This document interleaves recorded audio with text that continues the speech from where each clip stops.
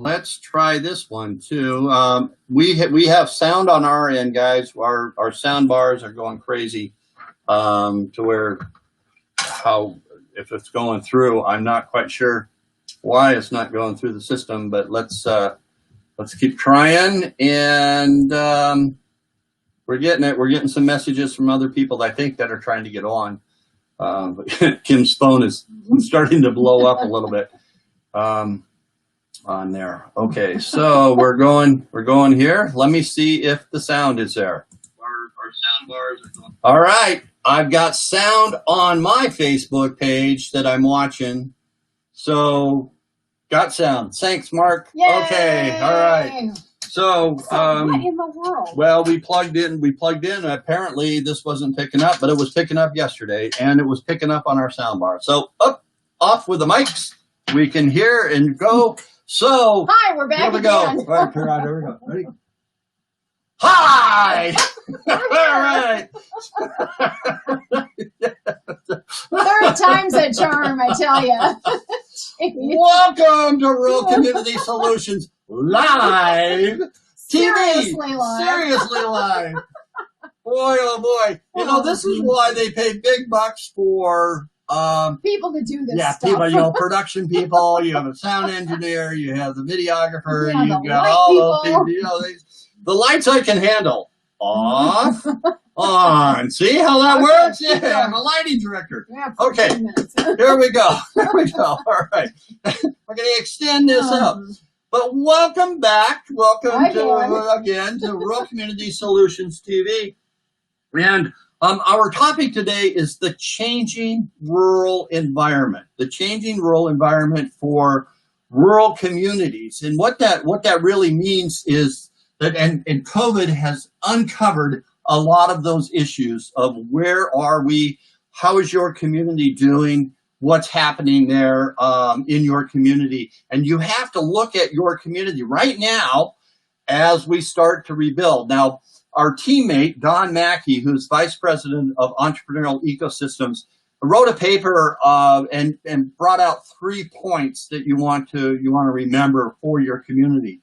It's restart, rebuild, and build resiliency.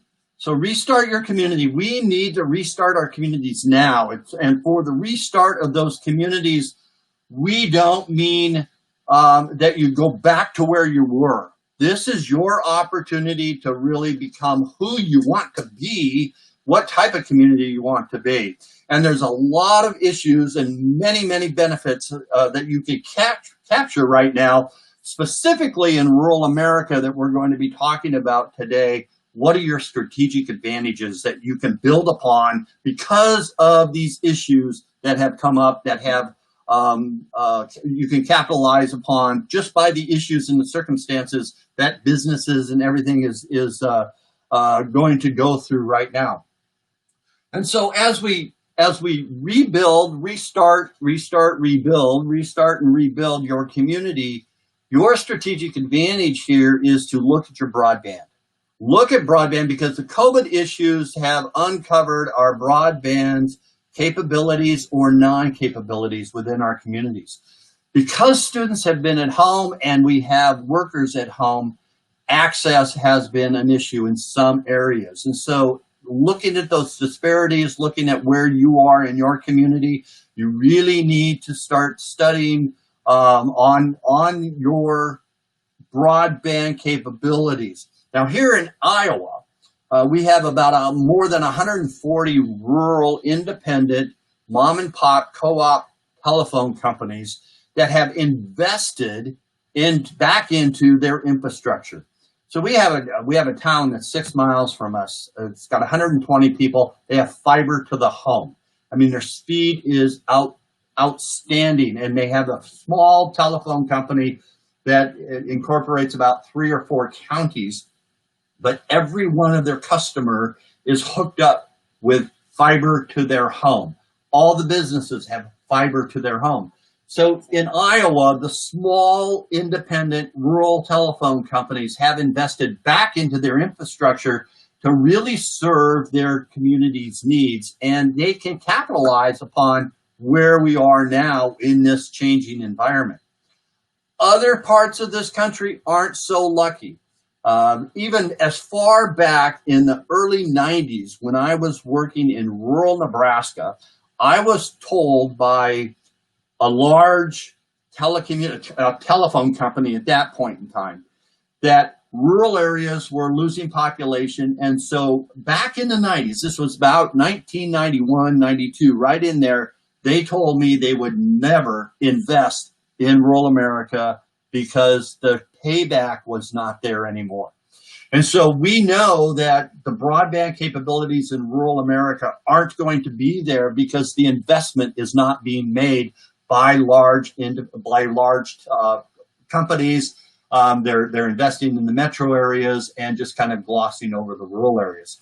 And so we have to figure out how we can get that capability and the information superhighway to our communities to give us that competitive advantage for rural America. And where does that competitive advantage lie and why do we want to be there? Is because I'm going to try this. No, I'm not going to try it because we're going so well, and I'm not going to mess up the screen. But I want to, if I trusted the technology and I shared the screen, you would see a triangle on the screen with 3 different sections on it. On the bottom section is entrepreneurship. The middle section would be existing businesses, and the top section is recruiting companies, large recruiting companies. And so this is our philosophy, and why we rely on this triangle as we help rural communities is because only 2% of your jobs are created by companies that you recruit. Only 2%. 98% of your jobs are created in your community, are created through your existing businesses or new business startups or entrepreneurship. And entrepreneurship is that base. Entrepreneurship is where we want to get back to, and we are going to spend the whole month of September on entrepreneurship, to talk about entrepreneurship ecosystems and how your community can support entrepreneurs. So 98% of your jobs are coming from within your community, and you need to start focusing on that, and don't focus on getting that big score of recruiting that company coming in, because 98% of your jobs rely upon you building that infrastructure to support your existing businesses that are there already. Yes. So for Iowa, anyway, because we have that wonderful telco infrastructure, that's a wonderful opportunity. If you're looking to relocate anywhere in the country, Iowa would be a really good choice to look into because of the telephone infrastructure that we have in the small communities and the fiber to the home. So there are lots of opportunities for that. So we really hold up Iowa as an example of where things can go with broadband and telework and new business startups from the home. Okay, so as a community of businesses, and where you need to look at your infrastructure, where you're at right now because of COVID, you want to start looking at this type of philosophy to rebuild and restart your community. And that is to focus on teleworkforce. Find out how many companies and how many of your employees now that used to commute, because there's a huge commuting population that go in and out of your county. And when we study counties and we work with counties, we follow that and we know what your commuting population is like. You should know your commuting population because they're not commuting right now. There's probably many of them that are working from their home. We know personally some people whose companies have reconfigured their home and hardwired their computers because they are working from home right now. Banks, corporations, telework centers, call centers, insurance companies. There is a huge workforce that can and will be working from home. In fact, Gallup a couple of years ago did a survey, and they found that workers that commute 2 to 3 days a week from their home into an office, but commute only 2 to 3 days a week, and they work from home the 2 to 3 days a week left, are 35% more engaged in their work. And employee engagement, it's a huge factor. So people want to work from home. Now, the interesting thing about this too is that, another survey. Last year they surveyed the workforce who they want to have work at home, or who wants to work at home. And about 65% of the workforce said they would like to work from home. Just a couple of months ago, they redid the survey, and they found out that only about 54% of the workforce now want to work from home. So there was a 10% swing of people that said, I don't want to work from home. I thought it would be nice, but no, my kids are here. My spouse is here. There's too many distractions. I miss the social interaction. I like to go in and have that place to work, which is fine. That's personal. That's what's personal about it. And so as we look at your infrastructure to support a teleworkforce, can you support that? What do teleworkers need? How can you support them? How do you know where they are? What kind of services can you provide them? What kind of retail can you provide a teleworkforce? What hours do you need to provide your teleworkforce? That changes your whole community, but that is an economic development strategy that you can build upon. Because I don't know if this was when nobody could hear us or not, but we have listened to a CEO that has 70% of his workforce was working from home, and he's only bringing back 20% of them. Large company, and he's only bringing back 20% of his workforce inside. He's going to allow 50% of his workforce to work from home. CEOs across this country are finding out that workers are productive and they can be trusted as they work from home, because productivity has actually risen in some cases with that, where last year or year before, there was a mistrust of workers from working from home. So teleworkforce, that's one strategy, how you can support that. Along with that strategy of teleworkforce is home-based businesses. Know what we call the hidden economy of your community, home-based businesses. When we work with a community, we have the group of that community go out and find and count how many businesses are within your community. We worked with a town of 120. That's one, the same town I was talking about that had fiber to their home. We asked the committee that we were working with, the group of community leaders that we were working with, and residents, how many businesses they thought they had in town, and they could name only about 4 or 5, because it's a town of 120, and that's all you see. When they researched it and they started to delve into it to find other businesses, they found they had over 140 businesses in the town. No, 40. Sorry, not 140. Yes. Sorry. They had 42. 42 businesses in a town of 120. So where was that hidden economy? Well, it's home-based businesses. It's people that have a side hustle. It's people that have businesses in their basement. We have more people of home-based businesses than we do farmers in this country. So you need to really look at, where is your next Cabela's? Where is your next big score as a home-based business? Because they need that infrastructure. They're selling online. They're doing Zoom calls. They're building their Facebook profiles. They are building their Facebook page. They're doing live YouTube. We have been a home-based business since 2005. We've worked out of our home. This is upstairs of our home in our makeshift studio that we have done, and this is where we do all of our business. So we rely on broadband, but we rely also on the support of the community. Now the third area that we want to look at is we have talked about telework.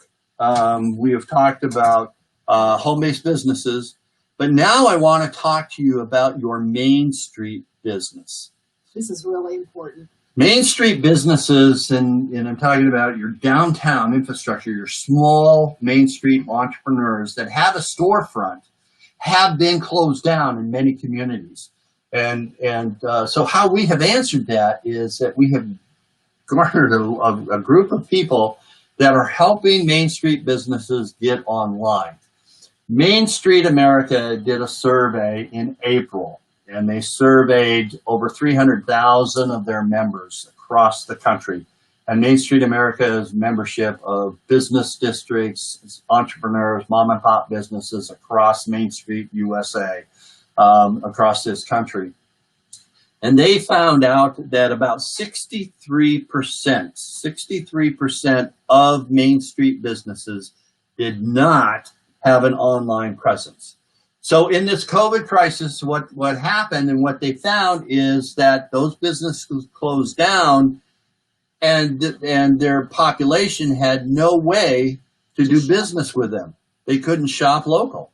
So restaurants kind of shifted a little bit to where they were online. They could remain open with delivery. There was a lot of creativity. Curbside, you couldn't go in and sit down, but you could take it home and eat it. So restaurants did make that transition. But there's a lot of Main Street businesses that didn't make that transition. So we have put together a team of individuals, and we call it HOST, Hometown Online Solutions Team. It's our Hometown Online Solutions Team that we will help communities, and we're going to have a conference here shortly that we will talk to Main Street businesses, talk to chambers of commerce's, economic development organizations of where that needs to go. So it's HOST, Hometown Online Solutions Team, to help your Main Street businesses become digital. There should not be a business out there today in this today age that does not have an online presence. If you don't have an online presence, you are missing out on a major portion of your business. Now, when I say an online presence, I don't mean compete against Amazon. Nobody can compete against Amazon, right? Main Street businesses can't compete. But you do need to have the opportunity to make money 24 hours a day, even while you sleep. So that gives the opportunity to folks in your local community to shop local. Right? But if you're only open between the hours of, say, 9 to 5 or 9 to 5:30, those people that are at work between 8 and 5 or whatever have no opportunity to shop with you. So going online gives you that opportunity to have those people shop with you. So how are you going to expand your Main Street business in a very economical way? And the HOST team will help you find the money to how to pay for that, because we look at where your money leaks on that as we walk through. Okay, so it's those three areas that your community wants to look at: home-based businesses, your teleworkforce, and your Main Street businesses. Look at your broadband capabilities, uncover that, because now is the time that you have to investigate in your community what has happened during this crisis. How has your community responded? What has the COVID crisis uncovered within your community as far as your infrastructure that will help and allow you to really start to restart and rebuild your community, that you can rebuild that resiliency back into your community and start to grow and prosper. So Rural Community Solutions philosophy is we want to attract people to your community, not businesses, because when you attract people, you will attract wealth back to your community. So when you do attract those people, we see this as a really marvelous time to be able to find people who want to live in rural areas and they want to bring their businesses with them. And by the way, the children who come with them then can also be such a boon to our school districts.